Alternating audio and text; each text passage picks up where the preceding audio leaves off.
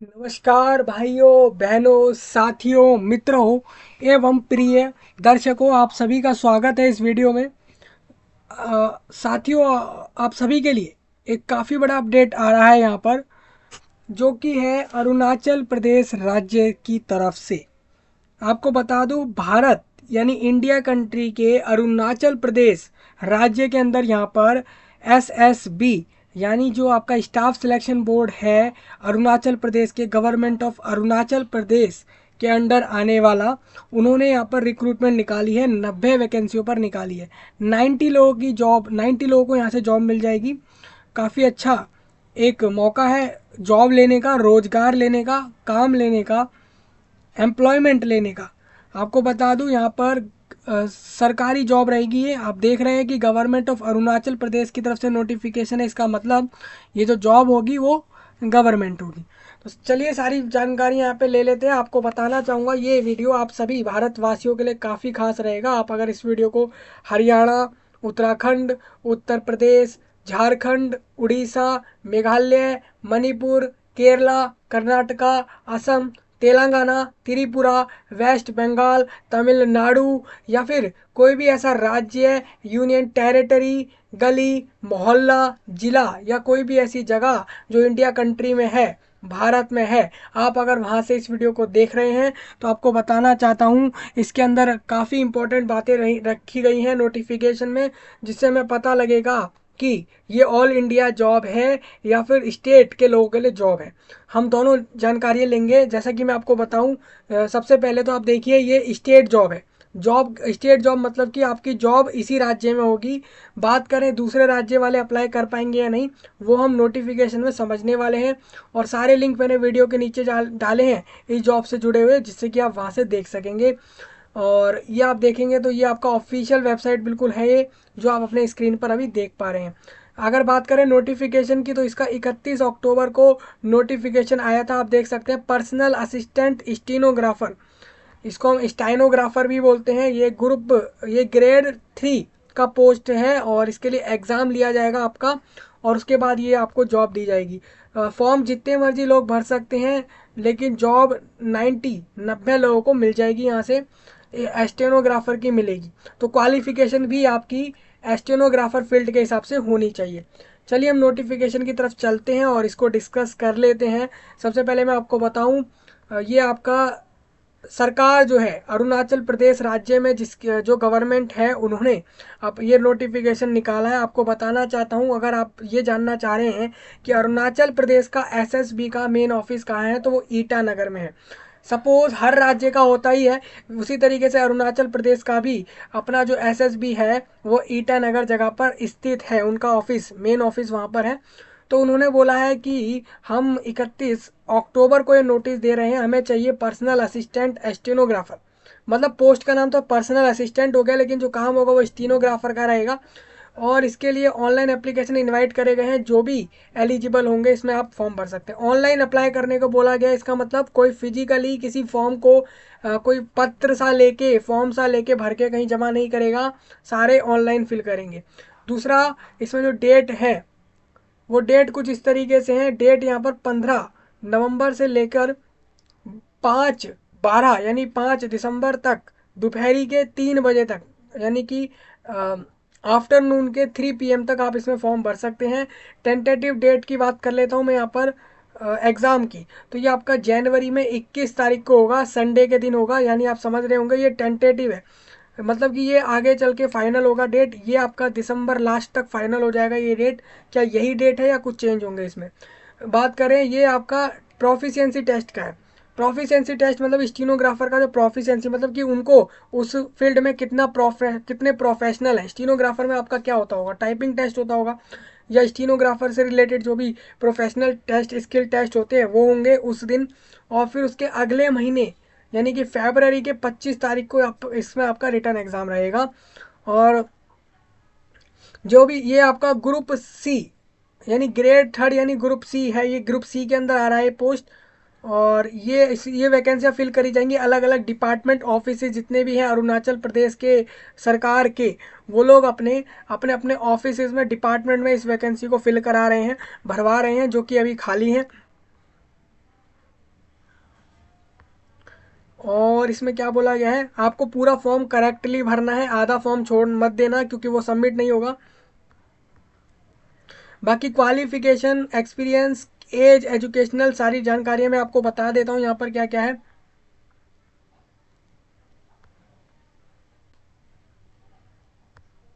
बात करते हैं दोस्तों यहाँ पर जो पोस्ट का नाम मैंने आपको बता दिया। सैलरी की बात करें तो 29,200 से लेके 92,300 तक आपको यहाँ से मिल जाएंगे सैलरी पे। अगर आप बात करें, आप अगर ये जानना चाह रहे हैं कि मिनिमम हमारे को जॉब लगते ही कितने मिलने वाले हैं, तो आप ये मान सकते हैं 30 से 35 हज़ार रुपये हर महीने मिल रहे होंगे, कम से कम होंगे ये।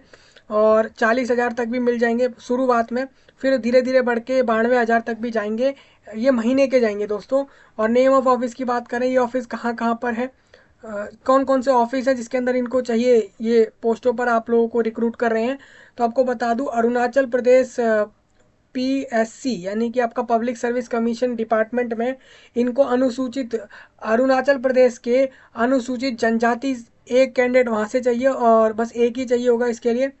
और जनरल एडमिनिस्ट्रेशन जो है आपका, उसमें 62 वैकेंसी आपके अनुसूचित जनजाति जो हैं अरुणाचल प्रदेश के, वो 62 रहेंगे। और UR से 8 रहेंगे। मतलब UR वाले वो लोग होते हैं जो मान लीजिए अरुणाचल प्रदेश के हों या फिर किसी दूसरे राज्य के हों, लेकिन वो रिजर्वेशन में नहीं आ रहे हैं, तो वो 8 वैकेंसी उनकी हो जाएगी। डिसेबिलिटी वालों की 1 वैकेंसी है। टोटल 71 है यहाँ पर। प्लानिंग एंड इन्वेस्टमेंट, ये आपका ऑफिस या डिपार्टमेंट कह लीजिए, ये अरुणाचल प्रदेश के गवर्नमेंट का है। और इसके अंदर 3 वैकेंसी आपकी हैं, और तीनों के तीनों अनुसूचित जनजाति की रहेंगी। Public work department, works department, और इसमें भी 3 वैकेंसी, आप समझ सकते हैं ये सारे डिपार्टमेंट आपके दिए गए हैं। टोटल 90 लोगों को जॉब मिल जाएगी यहाँ से। 77 सारे के सारे जो रहेंगे वो अनुसूचित जनजाति से रहेंगे अरुणाचल प्रदेश के। बाकी आप यहाँ से देख लेंगे। अगर कोई ऐसा कोई अगर दूसरे राज्य वाले फॉर्म भरेंगे तो देखिए आपके लिए सिर्फ 11 वैकेंसियाँ हैं। आप इस बात को समझिए, सिर्फ 11 लोगों को जॉब मिलेगी यहाँ पर दूसरे राज्य वालों को, जो कि हम आगे इसमें रीड करने वाले हैं, आगे हम देखने वाले हैं कि उनके लिए है या नहीं है। मतलब UR को 11 लोगों को UR में मिलेगी, यानी अगर आप किसी रिजर्वेशन में नहीं है और भारत में ही कहीं ना कहीं रह रहे हैं तो आपको 11 वैकेंसी आप लोगों के लिए है।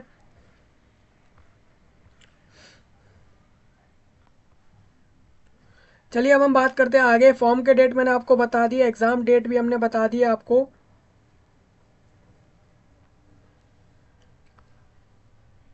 फॉर्म का डेट आप देख सकते हैं 12/5 तक आप फॉर्म भर सकते हैं, यानी 12/5 नहीं 5/12, यानी कि आप 5 तारीख 12वें महीने तक यानी दिसंबर तक फॉर्म भर सकेंगे।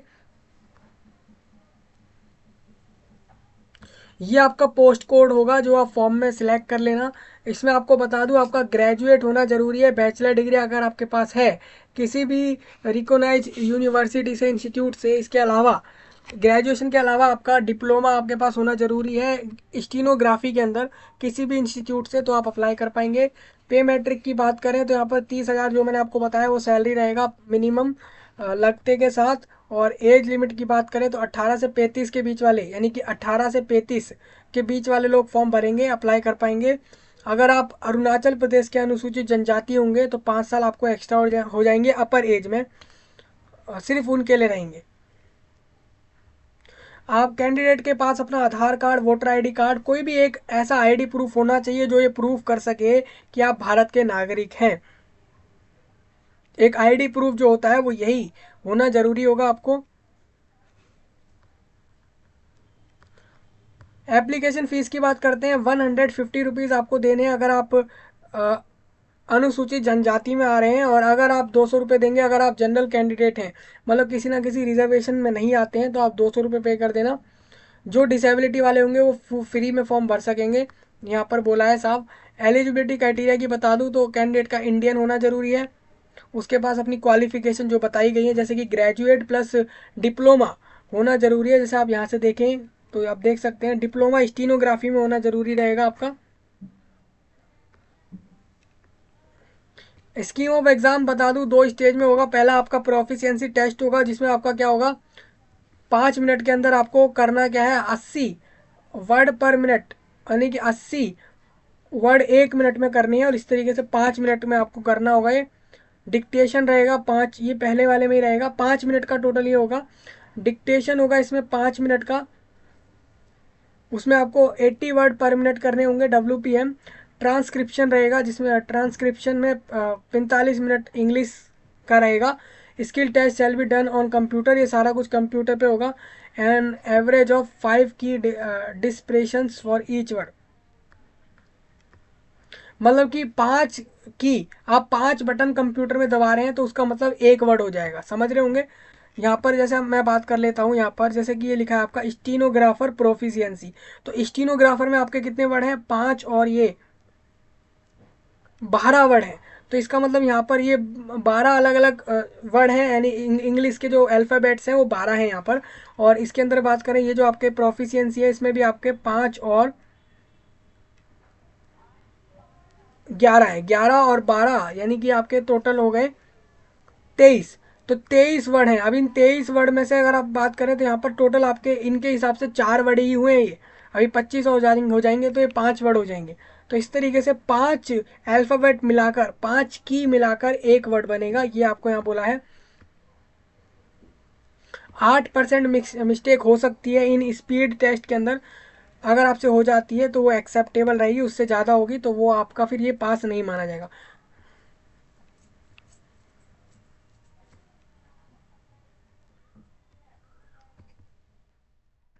तो ये आप स्किल टेस्ट का देख लेंगे, जो लोग ये पास करेंगे वो लोग ऑब्जेक्टिव टेस्ट देने वाले हैं रिटर्न का, जिसमें आपका जनरल अवेयरनेस के 50 मार्क्स का पेपर रहेगा। 25 क्वेश्चन होंगे फॉर 25 क्वेश्चन ऑफ 2 मार्क्स। आपको बता दूं 25 क्वेश्चन रहेंगे, 2-2 नंबर का हर क्वेश्चन है, यानी 50 नंबर में आपके 25 क्वेश्चन आ जाएंगे।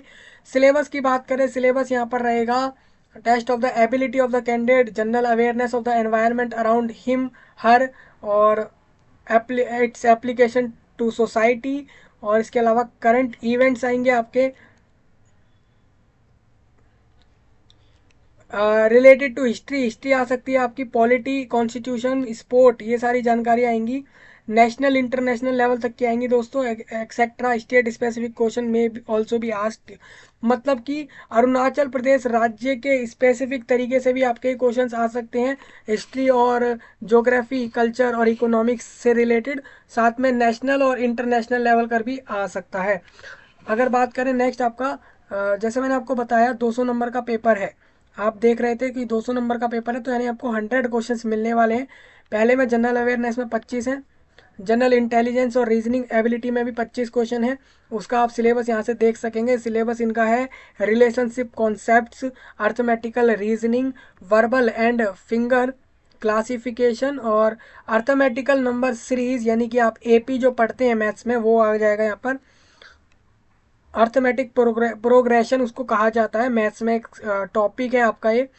उसके अलावा ये सारी चीज़ें आपसे पूछी जा रही हैं। वर्बल नॉन वर्बल टाइप्स भी क्वेश्चन रहेंगे दोस्तों, ये फोकसिंग टॉपिक है, आप इन पर ध्यान देना अच्छे से इस रिक्रूटमेंट के लिए। आगे बढ़ते हैं तो 25 क्वेश्चन आपके न्यूमेरिकल एबिलिटी से जो आ रहे हैं, उसमें LCM, HCF, highest common factor, ratio और proportion, percentage, average, profit, loss, discount, simple compound interest. यानी आप जानते होंगे PRT का फॉर्मूला लोगों ने पढ़ा है नहीं पढ़ा है, ये मुझे अभी तक नहीं पता, मैं आपको सिंपल कह रहा हूँ। PRT का जो फॉर्मूला होता है वो इंटरेस्ट के लिए यूज़ होता है, सिंपल इंटरेस्ट, कंपाउंड इंटरेस्ट जैसी चीज़ें निकालने के लिए। मैंसुरेशन, टाइम, वर्क, डिस्टेंस जैसी चीज़ें आप रीड कर लेना अच्छे से। 25 क्वेश्चन यहाँ पे आपके आ रहे हैं जो कि इंग्लिश लैंग्वेज और कॉम्प्रहेंशन पे दे रहे हैं, जिसमें आपका पर्यायवाची भी दे रहे हैं और समानार्थी, मतलब एक जैसे शब्द जो होते हैं। पर्यायवाची तो आपका हो गया, सैनोनिम्स, एंटोनिम्स अपोजिट वर्ड हो जाते हैं, स्पेलिंग और डिटेक्टिंग मिसस्पेल्ड वर्ड्स और आइडियोम्स और फ्रेसेस जैसे, और वन वर्ड सब्स्टिट्यूशन, मतलब एक वर्ड कोई सेंटेंस में से हटाया और उसकी जगह दूसरा वर्ड लगा दिया, ये वन वर्ड सब्स्टिट्यूशन हो जाता है। इम्प्रूवमेंट ऑफ सेंटेंसेस, सेंटेंस में आपको कुछ बदलाव करके उसको सुधारना होगा, उन्होंने आड़ा टेढ़ा सेंटेंस दे रखा होगा, आपको उसको सही करना है। और वर्ब्स आएंगे यहाँ पर, और डायरेक्ट और इनडायरेक्ट नरेशंस आएंगे। तो ये सारी चीज़ें इंग्लिश के टॉपिक में आ जाती हैं आपकी। तो टोटल अगर मैं बात करूँ यहाँ पर इजी टॉपिक की बात करें कि भाई इजी कौन से रहेंगे जिसको आप पहले कवर कर सकते हैं, तो मेरा मानना ये है आप रीजनिंग को करें, पहले रीजनिंग को करें, न्यूमेरिकल वाली चीज़ कर लें, और कॉम्प्रिहेंशन इंग्लिश में कर लें, क्योंकि जो आपका ये जो पहला जनरल अवेयरनेस है ना, इसमें आपको काफ़ी ज़्यादा बड़ी बड़ी चीज़ें पढ़नी होंगी और इसके क्वेश्चन हो सकता है ज़्यादा कुछ पढ़ने के बाद भी ना हो पाए, क्योंकि आपको पता है भाई करंट इवेंट्स एक नहीं होते, काफ़ी ज़्यादा होते हैं। और नेशनल इंटरनेशनल लेवल का अगर कुछ पूछा जाता है तो वहाँ पर काफ़ी क्वेश्चन ऐसे होते हैं जो फंस जाते हैं। इसीलिए मैं आपको कहूँगा पहले आप B, C, D सेक्शन पर फोकस करें, फिर A पर कर सकेंगे। नोट की बात बता देता हूँ यहाँ पर।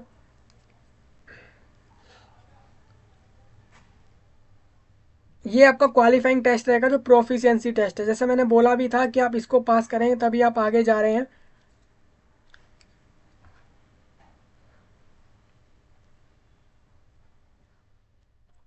बात करें यहाँ पर, candidate must secure a minimum 33% in each subject section in the written exam paper. जो आपका रिटन एग्जाम होगा ना दोस्तों, उसमें आपको 33% मार्क्स लाने जरूरी होंगे।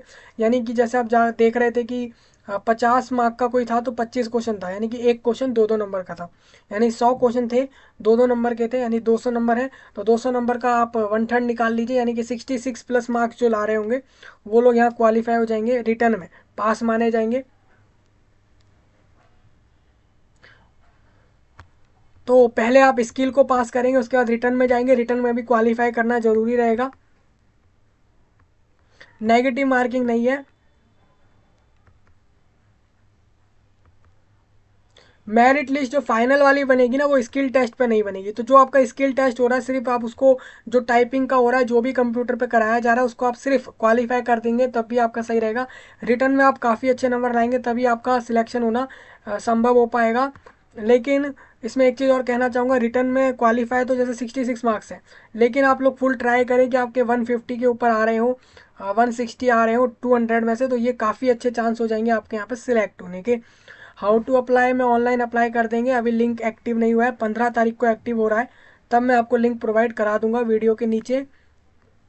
सिग्नेचर अपलोड कर देना, यहाँ पर फ़ोटो अपलोड कर देना अपनी ये फॉर्म के साथ, ये साइज़ रखना जो यहाँ पर दिया गया है, ये सारे डॉक्यूमेंट आपको चाहिए होंगे।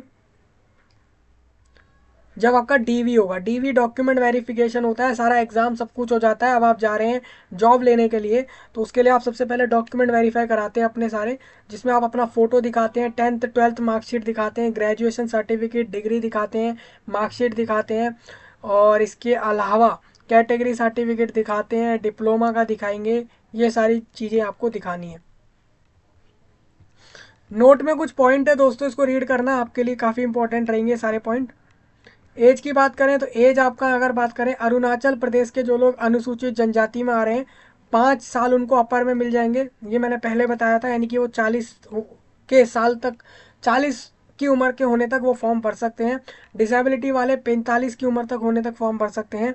अगर डिसेबिलिटी वाले अनुसूचित जनजाति भी हैं तो वो लोग 15 साल और, यानी वो 50 के होने तक फॉर्म भर सकेंगे। एग्ज़ाम यहाँ पर होगा आपके अरुणाचल प्रदेश राज्य के ईटानगर में होगा।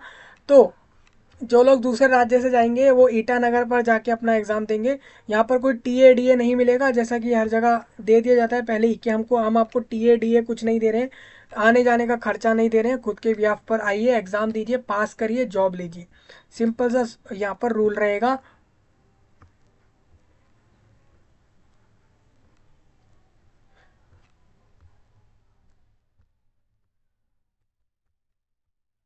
एडमिट कार्ड पे सारी जानकारी आपको सेंटर से रिलेटेड मिल जाएंगी, कोई इसमें दिक्कत होने वाली है नहीं किसी को।